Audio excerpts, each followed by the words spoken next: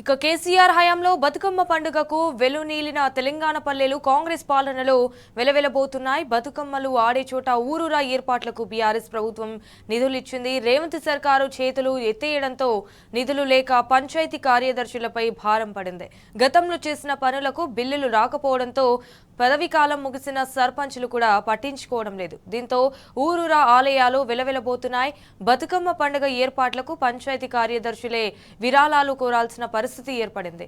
అయితే బతుకమ్మ పండుగ ఏర్పాట్లకు నిధులు ఇవ్వాలంటూ కూడా పంచాయతీ కార్యదర్శులు వర్ధన్నపేట ఎమ్మెల్యే కేఆర్ నాగరాజుని కలిసి విజ్ఞప్తి చేశారు.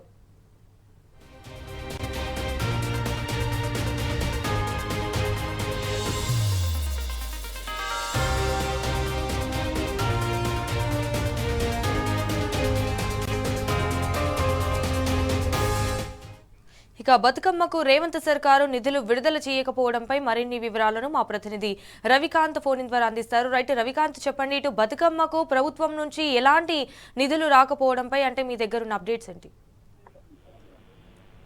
పూర్తిగా గ్రామ పంచాయతీలకు సంబంధించిన కార్యదర్శులకైతే దసరా బతుకమ్మ పండుగల నిర్వహణ ఒక భారంగా మారిందని మనం చెప్పుకోవాల్సి ఉంటుంది. వాళ్ళంతా కూడా తలలు పట్టుకుంటున్నటువంటి సందర్భం కూడా మనకు కనిపిస్తా ఉంది. ప్రధానంగా ఏదైతే ఇటీవల ఫీజు కావచ్చు, గతంలో ఉన్నటువంటి పెండింగ్ బిల్లులే కావచ్చు, వాళ్ళ గ్రామ పంచాయతీ కార్యదర్శులను వేధిస్తున్నటువంటి సందర్భం. రాష్ట్ర పండుగగా చెప్పుకునేటువంటి బతుకమ్మ పండుగకు సంబంధించి వాళ్ళ నిర్లక్ష్యమే కనిపిస్తా ఉంది.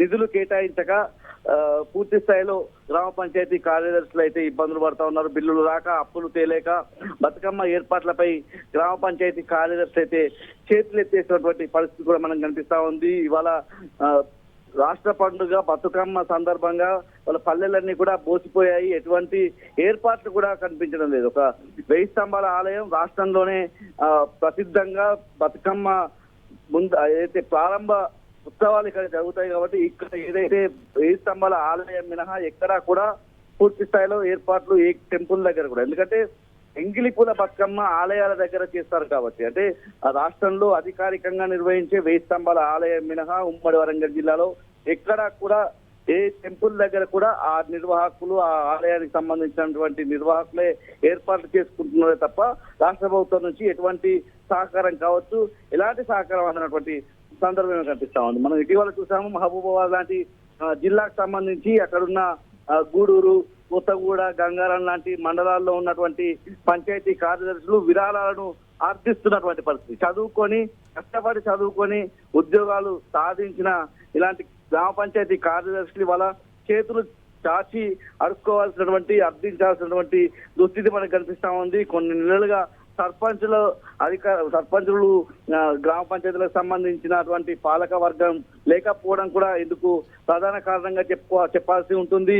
ఇవాళ ఏదైతే పంచాయతీ కార్యదర్శులు వర్ధనపేట నియోజకవర్గానికి సంబంధించినటువంటి పంచాయతీ కార్యదర్శులు వల్ల ఆవేదన వ్యక్తం చేస్తూ ఎమ్మెల్యే కేఆర్ నాగరాజుకి అయితే కలిసినటువంటి పరిస్థితి. మనకున్న సమాచారం ప్రకారం వర్ధనపేట ఎమ్మెల్యే కేఆర్ నాగరాజును వీళ్ళంతా గ్రామ పంచాయతీ కార్యదర్శులంతా కూడా తమ సమస్యలను, బాధలను చెప్పుకునే ప్రక్రియలో భాగంగా కలిస్తే ఆయన జిల్లా కలెక్టర్ ఫోన్ చేశారు.